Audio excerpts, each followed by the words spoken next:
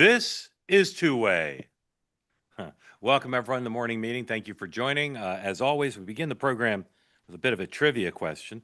A gentleman, a British professor, did a scientific study of the most popular karaoke songs in the world, or at least in the Western world.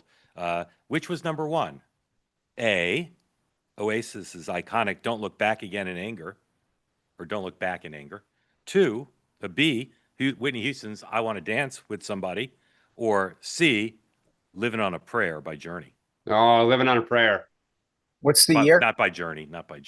"Living on a Prayer." Yeah, Bon Jovi. By Bon Jovi. Which is it? "Living on a Prayer," "I Want to Dance with Somebody." Wait, what's the or question? "Don't Look Back in Anger." Karaoke. Which is the most popular karaoke song in the world, according to "Living on a Prayer," hands down. Dan? Yeah, that's what I said too. Living on a Prayer. Yeah. Yep. "Living on a Prayer." You're both correct. Thank you for joining. That's all the time we have for today. Yeah. We'll see you in 23 hours and 58 minutes. All right. We'll run through the day book. We'll kick things around. And then, as always, eager for your questions. If you're here on the two-way platform, raise your hand. If you're watching on X or on YouTube, no hand raising, no smack in the chat. Yes, peace, love, and understanding. Yes, presumption of grace for all, including and especially Hunter Biden. We'll talk about Hunter Mark, as well, do you too. have a karaoke song? Do you have a go-to? I do. I was actually going to ask hold on. the question. And it is? The question before that is, do you karaoke? Yeah. I'm big on Japan, and Japan invented it. So, yeah, my karaoke song is, well, I'll tell you later. All right. Let's look at the president's schedule today. The new media participant is The Lion. Sean, what is The Lion? It's the sister publication to the Tiger. You don't know. Yeah. Somebody Google. I don't know what The Lion is. You know, the worst part is we had this happen before. I do know. Yeah. I think it's a Christian publication. We had this come up before. It's about charters, the education, charter schools and education, Christian-based. All right, it's based out of Colorado, I believe. Correct? I think the West. Yeah. The president's been truthing up a storm the last few days, but has not spoken on camera in quite some time, including, I believe, since the Wall Street Journal story ran last week. So today's the day, because he's meeting with the president of the Philippines, greets him at 11, participates in a bilateral meeting in the Oval at 11:15, open to the pool. So we'll see what he says there. Presumably he'll be asked something about Epstein, including Ms. Maxwell, who the Justice Department this morning said they want to talk to. Bilateral lunch with the president of the Philippines, closed press. And then tonight he's having Republican members of Congress over for a reception in the East Room at 7 o'clock. That is closed press. The Vice President of the United States is on a small island off the coast of Cape Cod, raising money for the RNC tonight on Nantucket. We'll have more about that and the opposition that's being leveled against him in just a moment. On the Capitol Hill, lots of meetings. House Republicans and Democrats are meeting at this hour. They'll hold weekly press conferences later in the morning. The party lunches on the Senate side at 12:30. And Jerome Powell is giving a speech right now at the Integrated Review of the Capital Framework for Large Banks Conference. I've attended many times. I love that conference. It's a wonderful event. All right, so let's get into our topics. Sean, the president has not spoken. What would you imagine his tone will be, but what should his tone and substance be in responding to the Wall Street Journal story and responding to the Maxwell? Let's show everybody that. This is it's strange. The Attorney General this morning tweeted a statement from the Deputy Attorney General saying, in effect, that they're ready to talk to Maxwell if she wants to talk, that they're going to reach out and see what she has to say. Now, obviously, that's a conversation with the executive branch. That's different than testifying before Congress. This would presumably not be in public. Long statement, but the bottom line is that the Deputy Attorney General says he anticipates meeting with Ms. Maxwell in the coming days and points out that previous departments had not inquired about her willingness to meet and speak. So, Sean, what should the president say today in response to what will almost certainly be questions on this matter? Well, I think he should be proactive on both fronts that he has pushed out so far. One, that he has directed the DOJ to release grand jury testimony, and two, that the Deputy Attorney General, Todd Blanche, will be reaching out and having a conversation very shortly with Ms. Maxwell to discuss information she may or may not have. I think that's what he should say. I personally, I think he should probably go a little bit further. They released last night to fanfare the MLK files. The funny part about that release last night is if I'm releasing that, I go, yeah, do that to Epstein now. Like it actually created a second problem. So he's going to get pushed today. I think he's going to lean into those two issues and say, I've already done the following. I'm going to do more. I told Pam she can do what she wants. We'll see. I think it'll be interesting to see who asks questions and how he takes them. Again, is he dismissive? Is he proactive? If I were Caroline, I'd walk in and say, Mr. President, I know you don't like this story. I know that you want it to go away. The more we can nip it in the bud and go for and push out, I think that's going to help us. So if you want it to go away, just come out of the chute and say, by the way, I know you also this, but if you lead with it, you've got a much likelier outcome of your choosing as opposed to being reactionary. Dan, I want to ask you a couple things. First on MLK, those documents were released over 12 hours ago. And every story I see, because I don't have time to go read them myself, every story I see just says the files were released and talks about them. I've not seen a single story on what's in them. Do you have an idea why that is? Well, for ours, I think there's 230,000 documents that were released. So well, I know, but in the interest of fairness, people didn't stay up reading them. Sean, what have you seen about what's in them? So it has to do with who was tailing and the FBI, but it's all right-leaning stuff. I mean, no one in the mainstream has covered it at all. But I think some of the right-wing guys have talked about the FBI wiretap, some of the people around him. So that's what I mean. But again, it's nothing from like the Washington Post and the New York Times. Right. All right. Dan, the House of Representatives is currently tied in some knots over the Epstein matter, with a handful of Republicans joining all the Democrats and trying to get a discharge petition moving. What is the Speaker's path out of this?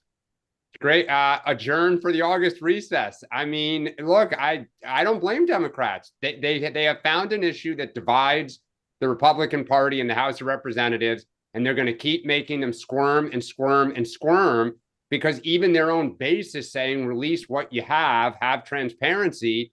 And Johnson's just covering, for Trump. That's all he's doing. We must protect the White House. That's it. And so God bless the Democrats. Stay on the front foot. All right. We'll move on from Epstein, but if people have questions about it, please raise your hand. Every administration ignores my public service of advice, which is line your nominees up for every office as soon as possible during the transition, give them to the Senate the first day, and work with the majority leader to demand quick confirmations. And they all do the same thing. They sit around hearing bitching and complaining from the cabinet secretaries. There's nobody here. I'm governing the department by myself. I can barely get my deputy confirmed, let alone all the assistants. And then we get to the August recess at the end of the first year, and they're like, this is a disaster. Let's get them confirmed. So now we have Thune trying to work with the White House to get people confirmed and threatening to do away with the recess until they get moving. And some Republicans joining Democrats and saying, no, we want to go home to pretend to be with our constituents who in fact just go on vacation. So, Dan, is Thune going to play hardball on behalf of the administration, or is he going to cave and let everybody go home and keep the government not staffed? I think he may try to split the difference. I think they may stay for like a week, but Sean and I have talked about this offline. I do think it's utterly ridiculous that Congress still adjourns for 6 or 7 weeks in the summer. That comes from first when there was no air conditioning in DC and it was hot in those buildings in the summer. The second is members used to all live in Washington, D.C., and this was the time when they went home. They truly packed the family up, packed the station wagon up. And for all those members who lived west of the Mississippi, they went home and toured their state fairs, etc. That's just ridiculous. None of them live here, or a few of them live here anymore. Most of them go home almost every weekend. At some point, they need to end this. I don't blame Trump.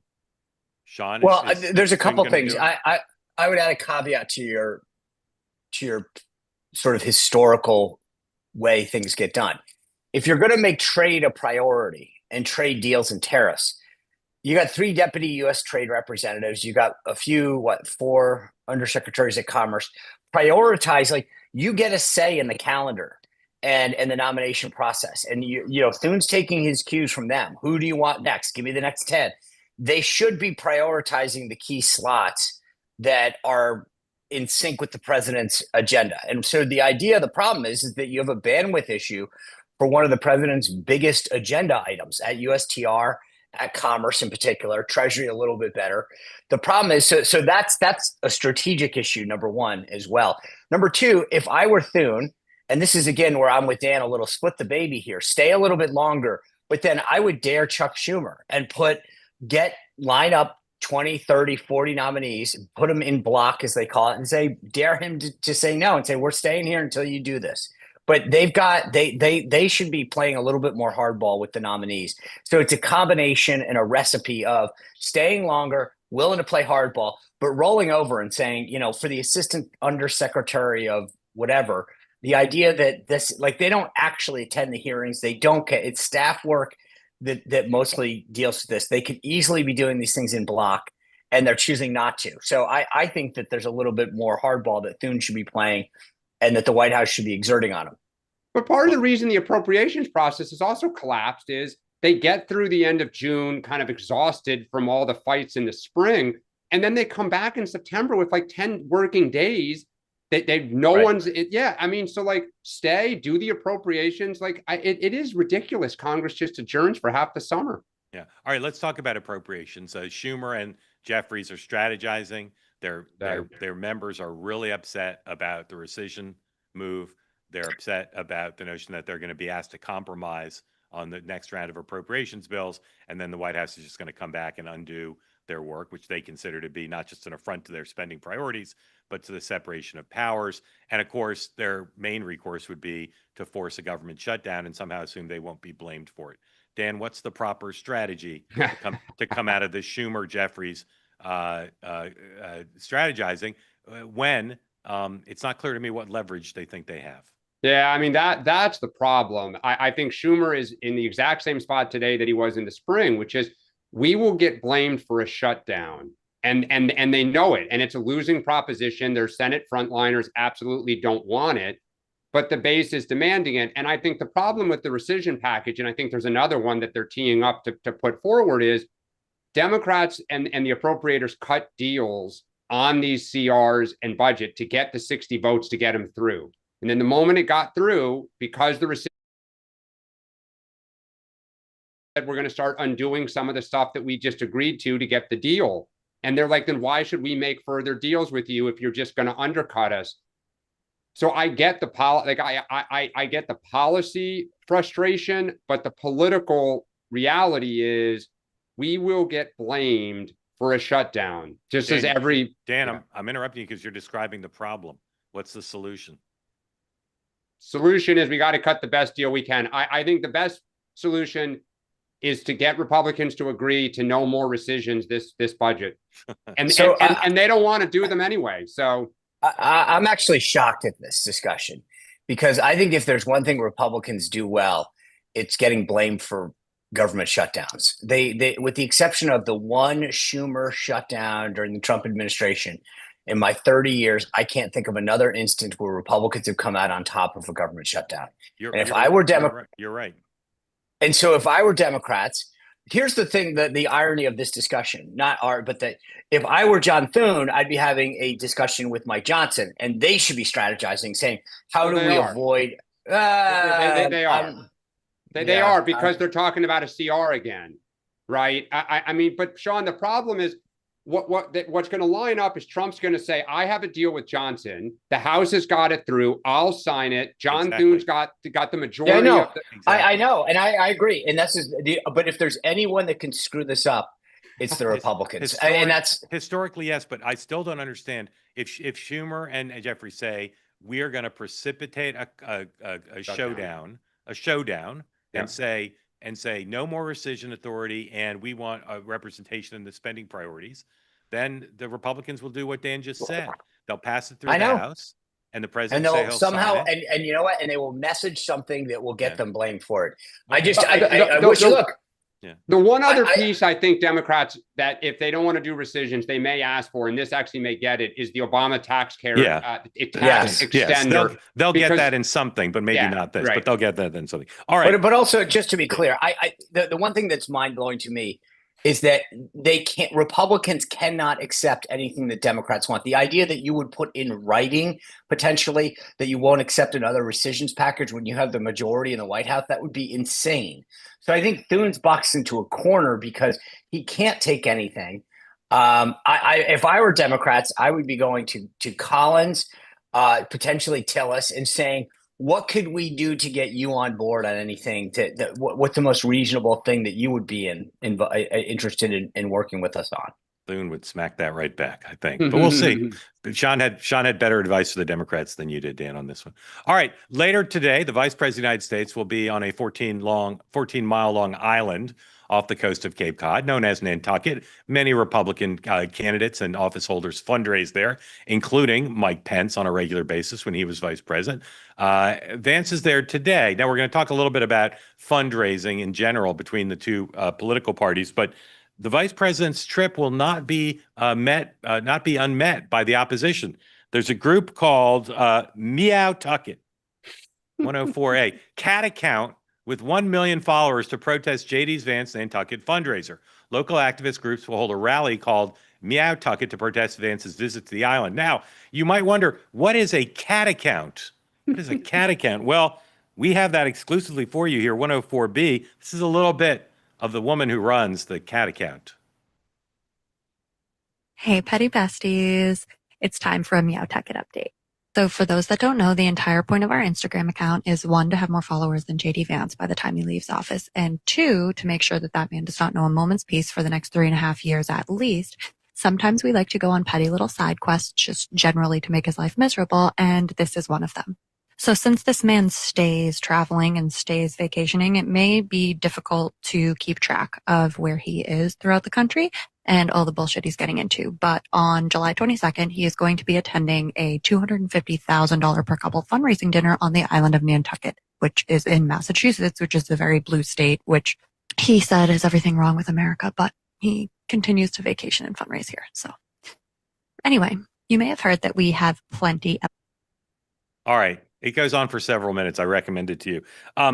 Vance is doing a very successful job raising a lot of money, and the latest numbers out from the different party committees show the Republicans are dominating fundraising. This is part of why some Republicans believe, between voter registration, fundraising, and the most aggressive White House political second-term operation in the modern era, that keeping control of the House is far from a long shot. Sean, why are Republicans raising so much more money than Democrats? Besides, I'm not minimizing it, they are the incumbent party. Any other reasons? Well, I think there's an intensity that I've never seen. I mean, if you are on, I probably get 5 texts from 88022 every day, which is the president's thing. Fundraising from, the level of intensity from the Republican side, Trump affiliated joint fundraising committees, et cetera, is something that, in an election year, I think would be rivaled right now.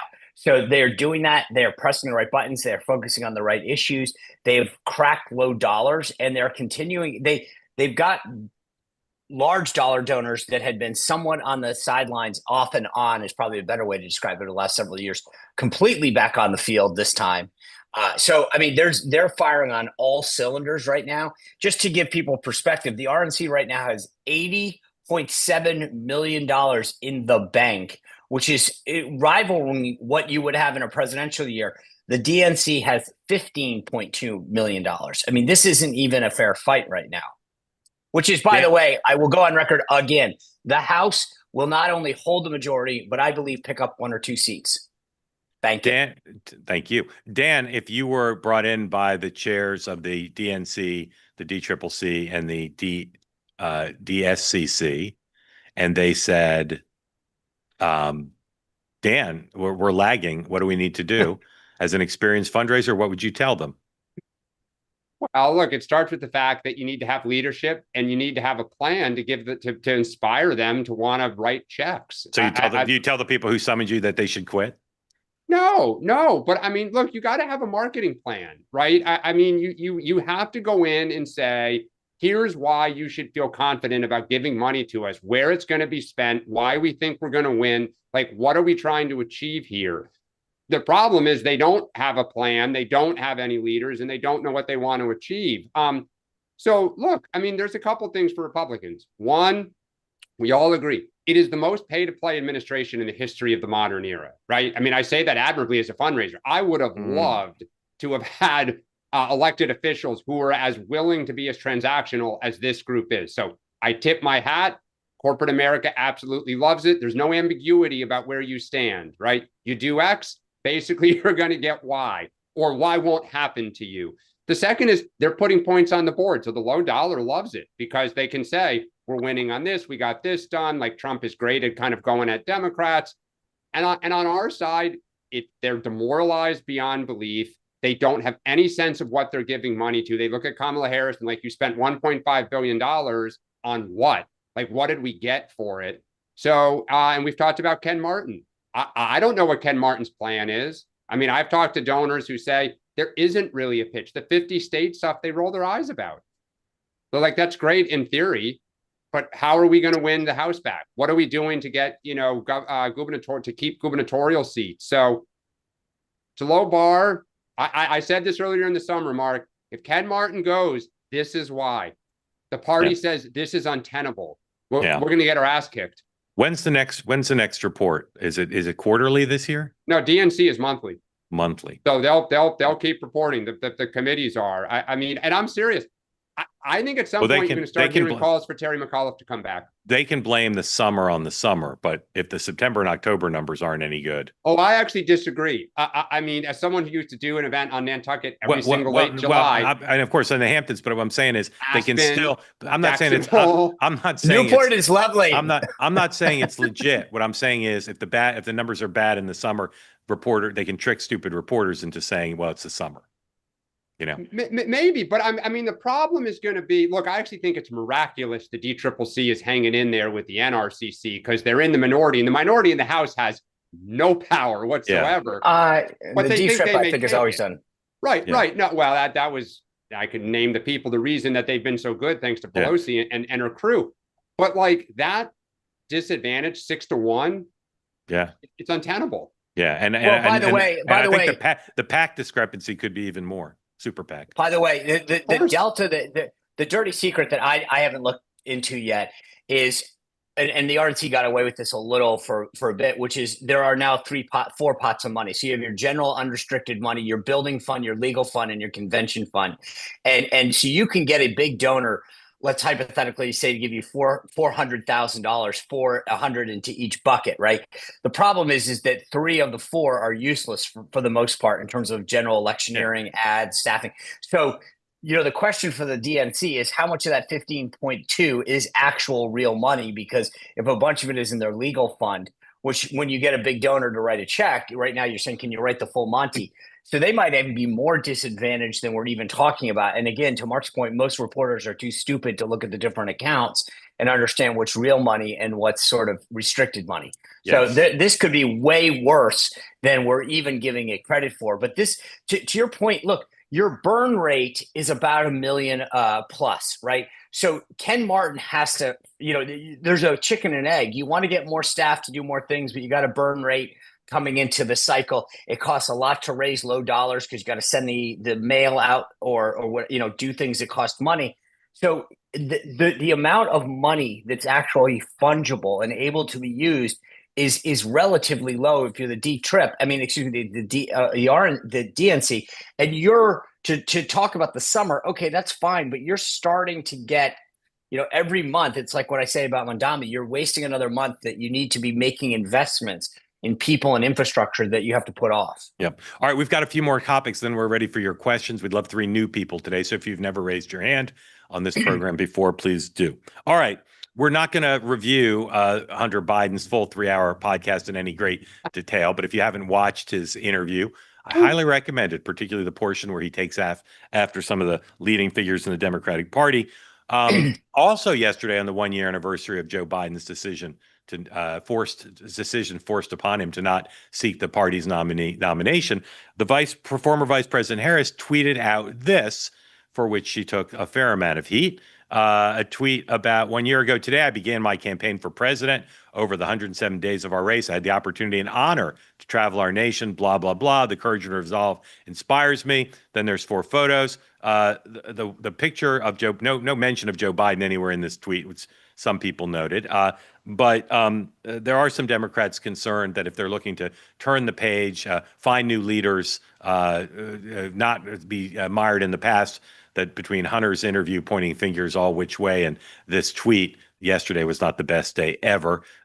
Sean, what can the Democratic Party do about the Clintons, the Obamas, and the Bidens and the Harrises if they want to move on? Anything?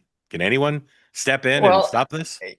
Yeah, I just got to say that everyone who works at Astronomer owes Hunter Biden and Kamala Harris a big thank you for distracting them yesterday from this, because those are the only people that are happy about those posts and interviews yesterday are the people who work at that firm after what happened at Coldplay this weekend. So I just got to, I mean, to me, this was, first of all, I had never heard of this station. I don't know if you guys did. This guy's got this this independent Channel 5, and I was actually shocked at what an audience it has. So good for him. But the idea that Hunter agreed to anything 3 hours long, or frankly anybody worth their salt, of saying I'll sit for an interview for 3 hours, aside from Joe Rogan, that's just the definition of stupid. I will say this: as much as there's a lot to break down in Hunter's interview, I'll be serious for a second and say this. I think I am appalled that no one is taking the medical allegations seriously. Hunter Biden coming out and saying that his father was on Ambien when this happened raises multiple questions. The Biden administration did a medical disclosure from his doctor of the drugs that he was on. That never came up.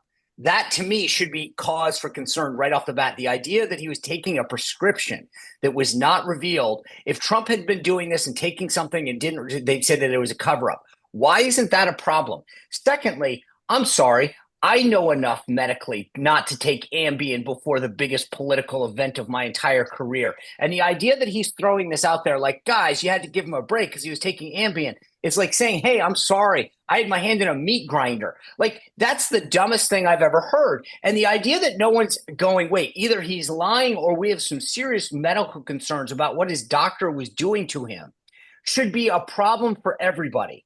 And I mean, I get that there was a lot to break down in that interview, but just on the medical piece alone, we should be taking this serious and asking questions about what was going on with respect to the president of the United States. I agree. Dan, if you were sitting around with a bunch of Democratic senators, and they were like, we got to get these people off the stage.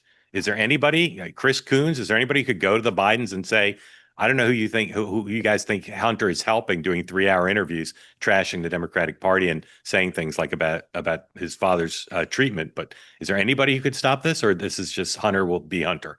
No, because I think the problem is mom and dad are on the same wavelength. They're both, yes. Jill Biden and Joe Biden want to keep relitigating this to prove to you that, in fact, he was perfectly fit. He still believes he would have won. Like he keeps telling, and so does she. Anyone who would listen, and by the way, so do their senior aides who are, who was it? Mike Donlin up at the Harvard School of Politics. That's like, oh, we would have won. So I agree with Dan. I think this is I agree. Nobody can tell them. Nobody tells an ex-president what to do. The only way to move forward is stuff like what Rahm Emanuel did with Megyn Kelly yesterday. Start stepping forward. Get in there, start answering questions, start laying out a vision for the future. We can argue if it was a good vision or a good interview or not. But the way to move forward is to have new people step forward. And look, even Kamala Harris, I roll my eyes at that. If you want to run again, step forward and put your vision out there. You never did it when you ran. So if you have one, do it. And if you don't, you'll collapse like you did the first 2 times.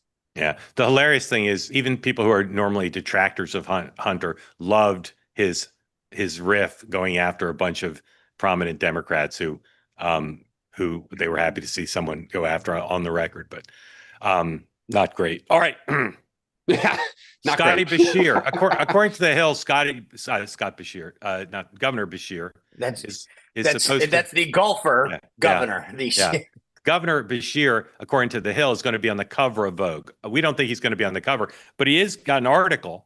Here's their Instagram post about it, and there's a photo of him, and he's being treated like the it candidate. I continue to say the guy may be fantastic. He may end up being the nominee, but all of this rah-rah over just the fact that he's a white man from a red state who drops his G's naturally and talks about God, Democrats would be better off scrutinizing him rather than celebrating him at this point, I would say, or they're just wasting a lot of bandwidth. Dan, if you were the editor of Vogue, would you be greenlighting this piece? Sure, I guess we know where the Anna Wintour primary is starting to go. Yeah. And, no joke, she's an influential fundraiser in the party. Yeah. This is great. I mean, this is how you do it. You're going to have your moment. No, Yeah, better O'Rourke. This is what happens. If you go straight, if you go straight from being hot and talked about to the glossy covers without fine. You know what though, Mark? You got to rise. It doesn't work. It doesn't Look, work. I actually disagree. I totally disagree about that. It can. Look, you got to start getting name ID somehow. You got to get your name out there. Even Barack Obama, who shot up like a rocket ship, was like the it candidate in the end of 06, early 07. Totally then kind of cratered in the summer of 07 to the point where they had emergency meetings in August. And okay. So winning candidates find a way to take the momentum they get and build off of it. It's not a straight line. You think this guy is close to being in a class with Barack Obama? No, Mark, but you got to start somewhere. Like, Mark, you poo-poo all these people. Barack Obama was not like as the perfect candidate out of the gate, right? He had his moments and he had some real F-ups where he screwed up. He was not good. He was boring on the stump. He even admits he lost interest at times during that campaign. Bill Clinton at moments was not a great candidate. Like, you look back when they win, victory has 1,000 fathers, defeats a lonely orphan. I'm not saying Beshear is our savior, but good for him. He's a small governor who's getting some national play. You got to start somewhere. You just do. Right, I'd start giving a series of policy speaches now. Mark, fix the country. 3 years out, then I turn down Vogue. I've seen this movie before. You go straight to Vogue, never ends well. All right, I waited a long time to use my line. So can you guys just put the picture back up, please? That tweet with the photo. Just I want to show you what everyone missed in that photo. So can we just put it up for a second? Yeah, you see what you're missing over there on the left-hand side? You can clearly see the ghost of Beto O'Rourke. That was my line. So yeah. I just had to use it. Okay. Done. All right. Lastly, we buried the lead. The most important single thing that's happened on Earth in the last 24 hours is this. 109, please. We're kind of married to the previous, but... Okay, rolling. Oh, yeah. Right. Set. Background's moving and action. This is so good. For those of you who don't know, football is life. Now, that's the good news on the comedy front. The bad news on the comedy front is last night, two of America's leading anti-Trump late-night comics had complete meltdowns. Here's Stephen Colbert, 108. It says some very nice things about you guys. Performance, quality, stature, irreplaceable, meow, meow, meow. Very nice stuff. Signed, yours truly, the paramount family of global entertainment properties and AI weapon systems. What? That's new. P.S. We have always been at war with Oceania. What does that mean? I have no idea, but obviously, guys, this is out of my hands. And I want to thank you so much for being here, on my last show. Stephen, you're here for 10 more months. Oh, right. Weird Al Yankovic and Lin-Manuel Miranda, everybody. Thank you so much. Thank you so much. We'll be right back with Sandra Oh. I don't understand this at all. All right, so the audience was taken over by comedians showing solidarity, and there were were various... hold on. By the way, yeah.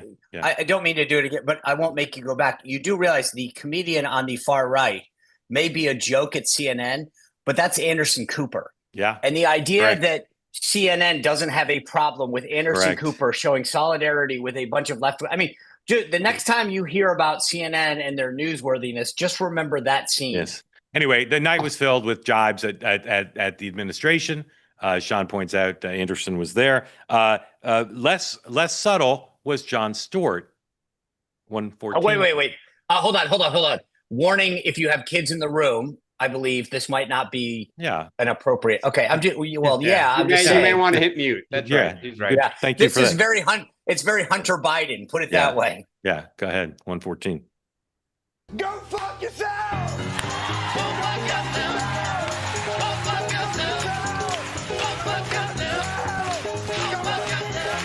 Wait, bring it down. Let's bring it down. Let it be quiet. Fuck yourself. Just go fuck yourself. Everybody! Fuck yourself. Just go fuck yourself. Fuck yourself. Just go fuck yourself. Fuck yourself. Just go fuck yourself. Go fuck yourself. Go fuck yourself.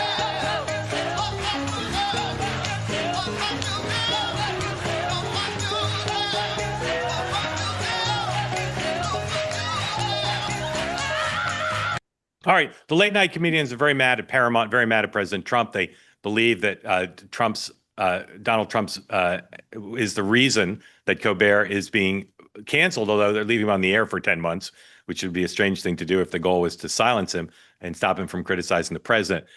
Some writers, some reporters are pointing out that there's actually no evidence that this was anything but a financial decision. Sean, what is the big meaning of last night, and does this loss of late night comedy real estate hurt the Democratic Party? Well, in some ways, but it's also a bigger institution. I mean, the late night thing I grew up on. I mean, the idea that that Stephen has tanked this entire thing. And I know that they don't want to blame Trump and whatever, but it seems like they skipped math.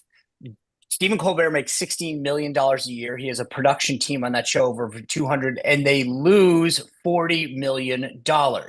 Now, I never took math in college, but I figure out that's a losing proposition. So they can blame everybody, but at the end of the day, Stephen's thing is, he said last night, I don't understand. I'm number one in my time slot. So yeah, you beat Kimmel and Fallon. Woohoo. You didn't beat Gutfeld, by the way, when he was at that time slot.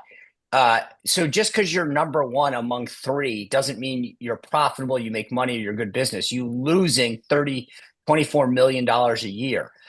It was and I think at some point he might get the math message. So it's funny how these guys rally to the defense of, as long as we're against Trump, we should be platformed and cared. They didn't seem to care when other people were canceled. I find this whole thing just hysterical. It's like they literally are in good company with the heads of NPR and PBS when it comes to not reading the room. Dan, what's the bigger meaning here? Well, look, I think Stewart and Colbert speak for tens of millions. I mean, we always talk about this. Like, I agree with Sean, and I've said this now for the last few weeks, the business model of late night TV is broken. And I think there will be other stars like Jimmy Fallon who are either going to take a significant pay cut or go in a different direction. At the same time, I don't think any of us disagree that the shakedown by the administration of media companies to get mergers, to stay in the good graces of the FCC is unprecedented. It is. I mean, if a Democrat said to Fox News, you want to buy MK Media, and Sean Hannity's got to get off the air, and you got to pay me $30 million to the, Kamala Harris library, there would be people protesting in the streets. So, I mean, they do speak. It's inartful, and this would not exactly be where I would kind of plant the flag. But I get the increasing frustration about this should not be acceptable. So, what's happening? Two quick points. One is, if you remember, and I grew up on David Letterman, he was very irreverent when it came to CBS. So there is he mocked them all the time. So the idea that somehow this is about Colbert's criticism of the parent company, whatever, doesn't really hold water on that same network. Number two, I will disagree with you, Dan, on the model is broken. It's not. Greg Gutfeld showed that it's not broken. If you're funny, people tune into you and you actually get more ratings. The bottom line is, when you alienate half of the country, the model doesn't work. So it's not broken. It's just that when you say unfunny things and alienate half the country, you're never going to build a big enough audience to get the advertisers to be profitable. So there's a difference. We talked about Shane Gillis the other day. He was funny. I think if Shane Gillis hosted late night, people would tune in. There is a balance between being funny and being mean and using the platform. The Colbert turned that show into a late night Sunday show. Who the hell would have ever put the Secretary of Energy on as a guest in late night except Stephen Colbert? Right? It turned into a show, a Sunday show of Democratic operatives and office holders that was not whatever. I mean, I don't find it funny. I don't want to watch them at night. So they blew the model. The model isn't broken. It's just that they screwed it up. No, look, it's because of their pay that the model is collapsing. Greg Gutfeld and the Fox crew does not appeal to the entire country. I mean, let's be candid about this. They appeal to half the country. I tip my hat. They're the most popular network. They're the most popular people. But let's not kid ourselves that they are some bipartisan, the economics of cable are different than broadcast. Right. But fair enough. But that's my point, though, is that the model's not broken. They are broken. Well, no, look, Jay Leno defeated David Letterman for that spot because Jay Leno went around the country to the affiliates and appealed to middle of America with balanced humor. Jay Leno made $30 million. Those days are gone, right? What you're going to get is much smaller pay. Why did Hoda leave the Today Show? They're not going to pay her $15 million. They told her to take a 50% pay cut. She said, forget it. So the problem is the entire model of all of this is changing. ESPN, why are they getting rid of all these people? Like, I don't know what comes out of it, but it is not just that they offended half the country. It is the entire business model of cable television and mainstream media is broken. All right, let's go to anybody figures it out, you'll be a rich person. Let's go to your questions, please. We'd love some new hands up if we can. Thank you for joining. Jason, welcome in. Tell folks who don't know where you are, what's on your mind for Sean and Dan. Hey, guys. I'm in Nashville, Tennessee, and I am going to see Coldplay tonight. And I'm not having an affair. Who are you going with? Yeah, I was going to say, well, my family, my son, he's super excited, and my neighbor / doctor. So super pumped. All right, what's the venue? What's the venue? What's the venue? Nissan Stadium, where the Titans play. Yeah. It's going to be a hot one. Have a great time. I missed all last week because I was in Mexico on family vacation. But I had this thought. I'm going to change subjects if that's okay. Sure. And I haven't heard anybody else talk about it. And I want you to tell me if I'm an idiot or if I might be onto something. The debt. You had the conversation on 2A tonight, I guess last week before I left. You've mentioned several times, Mark, that you think even though Trump says he's not going to approach entitlements, that he might do it in the latter half of his administration. And I kind of have that feeling too. And I think that these Trump accounts might be a part of it. That it's like the seed to say, here's how we get off of this Social Security wagon is, and that's happening, right? That was in the reconciliation package. It's a thing. Is that right? Those are different kind of accounts, but yeah. Those are a savings account for kids. Right. Newborns get $1,000 if you're American born. I could see how it helps with population growth, with growing the base and lower income. But is there a possibility that might be a jumping point to this is how we cut the only problem with that theory, Jason, is the only way to do entitlement reform is on a bipartisan basis. And there's no way in heck Democrats are going to do private accounts named after Donald Trump. That's not in the cards. Yeah. Okay. All right. Thank you for coming on. Although they may name Penn Station after him here in New York if he'll help get it rebuilt. Is that true? I mean, the Hochul's talking about it. Why do we have to rebuild Penn Station? Because what do we get? I mean, when was the last time you were in Penn Station? It's disgusting. I just use the one across the street. Well, you use Moynihan depending on where you're going, but the other parts of the train network still run under Penn Station. They got to do something about it. So he said he would provide the federal funding, and as a thank you, there's talk about naming it after him. Missed all that. All right, Jason, thank you. All right, gentlemen, I can't explain why I brought you both in, but I have. Michael, welcome in. Jeff, welcome in. Is this Jeff Beard face-off? Jeff, you first. Tell everybody who doesn't know where you are, what's on your mind. Morning, calling from St. Louis. And my question is on the Dignity Act that was put out by Representative Salazar last week. It looked like a reasonable piece of legislation. Is there any hope for reasonable legislation in an election year? Or Sean? It's funny you brought that up. That will be the big story that we're breaking down tonight on my show, because obviously I think part of the reason you're asking is it went off the rails and became a proxy for amnesty. So we're actually going to spend a ton of time breaking this down. But the answer is no. I mean, it's not going anywhere. Again, I'll get into it a lot more tonight. But the answer is it is DOA. Okay. And you know what? Keep watching the issue, because I think you're going to hear a lot more about this.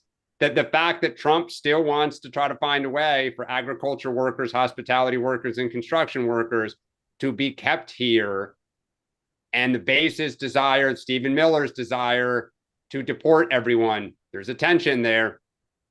Yep. Michael, welcome in. Thank you for joining. Tell folks who don't know where you are and what's on your mind for Dan. Yeah, Michael from Minnesota. And I just wanted to first ask Dan, in the top of your bookshelf, is that a copy of Dressing the Modern Man? Yes, it is. Alan Plusser, you got it. Yep. Very, very good. It's doing good work for you. Thank you. Thank you. Also wanted to agree with you, Dan, on what I feel, was regarding the Epstein feeling on the right. I agree that there's probably division, but I don't think it's really going to divide the party substantially. I think there's a diversity of opinion on how hot it is regarding the release of files and exploring that deeply. I think there's a certain amount of fatigue that's set in. And yeah, it'd be great to know, but there's still a lot of stuff. You can go back to the Clinton era and the McDougalls and what happened to Jim McDougal in the isolation with a heart attack, and why his wife wouldn't testify and then was given a pardon. I think there's some maybe parallels that maybe Ghislaine Maxwell will look at, and maybe she won't testify regardless of what they offer her. I don't know. But I don't think the Epstein file stuff is going to go very far. And what do you think about this? And Sean, maybe you have an opinion. At what point does this give J.D. Vance a little room to start getting some daylight in terms of identifying himself separately in some very subtle way as he moves forward towards his potential nomination? Well, I do agree with you, Michael. I don't think this is going to break MAGA in half. Like, I totally agree with you. I think two things can be true. Trump can have a 90% approval with Republicans, and half of Republicans can disagree with how he's handling Jeffrey Epstein. I think you can have both.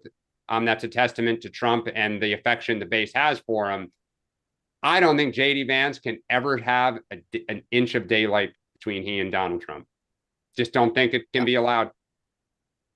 Yeah, I'll just two things. One, to Dan's point on the Epstein thing, there are issues that people care about, and then there's issues that people vote on, and there's two different things. And I think that they might be a little upset with how the administration's handling this, but they're not. They're still intact on the overall agenda, especially when he is having such success on issues like immigration.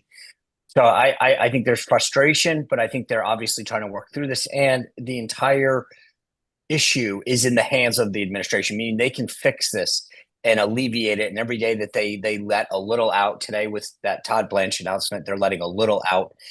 They make it a little bit better. I think they could expedite this. To Dan's point, I think an inch would be a lot if JD Vance had daylight.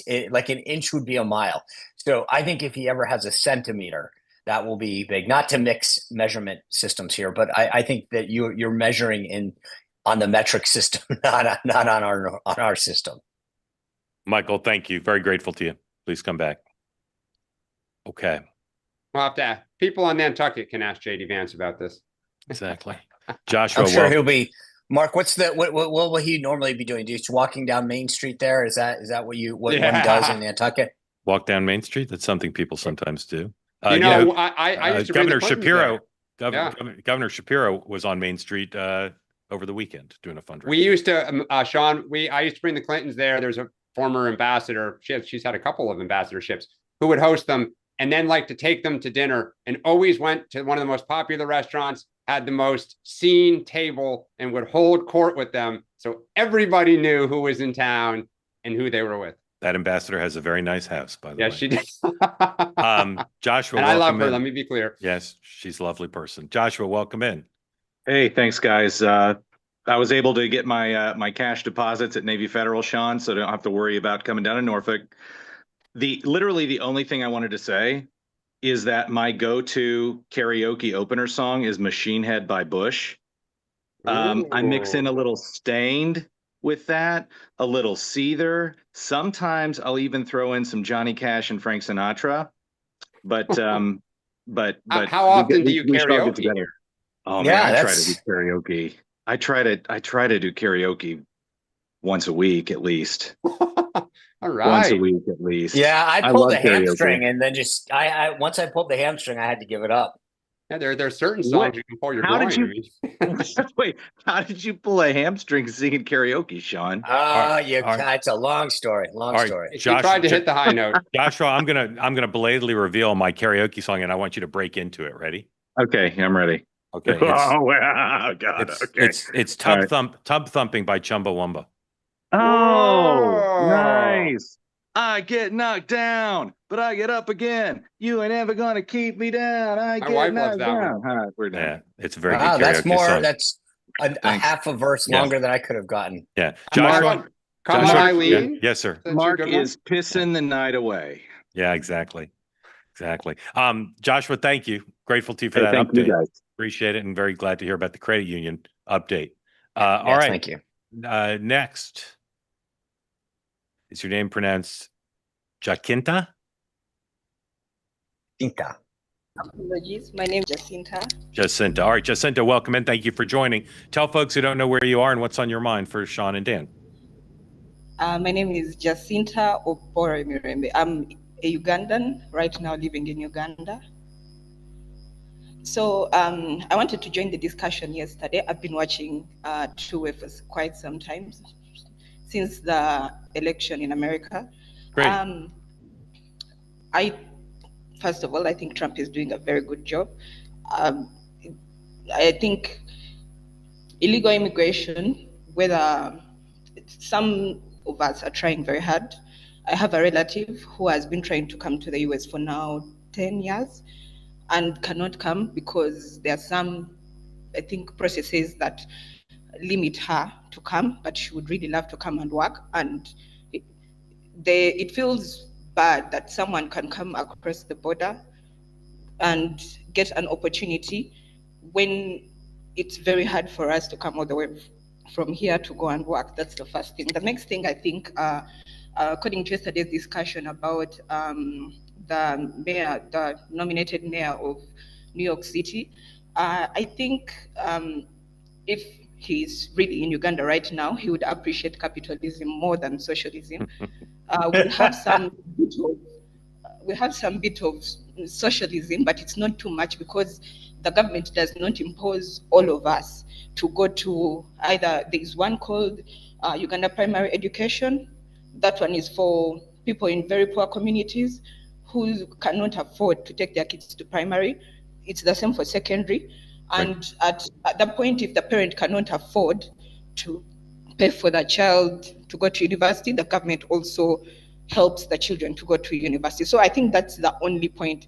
But if all of us were subjected to go to, first of all, the schools are not, for lack of a better word, they don't have the best teachers, because the best teachers always go to where the money comes from, and the money is in the private.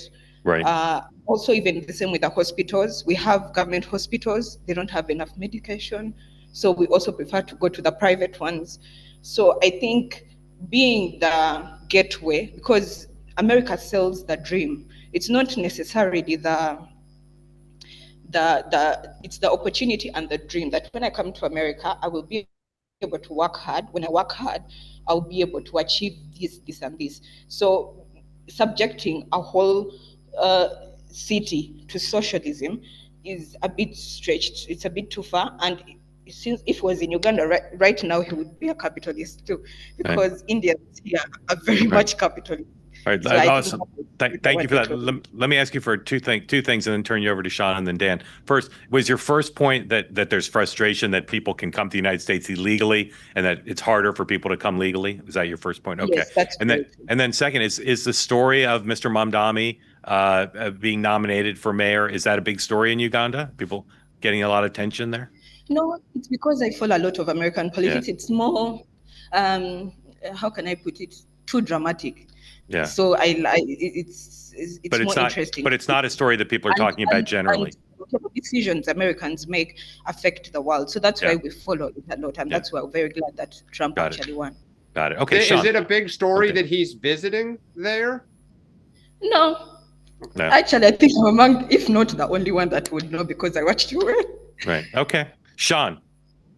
The one last take I'll say is, among the people who are aware of him, his visit, etc., is his position. I mean, based on what you described in terms of socialism and capitalism, are they proud, or is there a bit of, wow, he's off the reservation? Like, to the extent people do know him, what is the impression?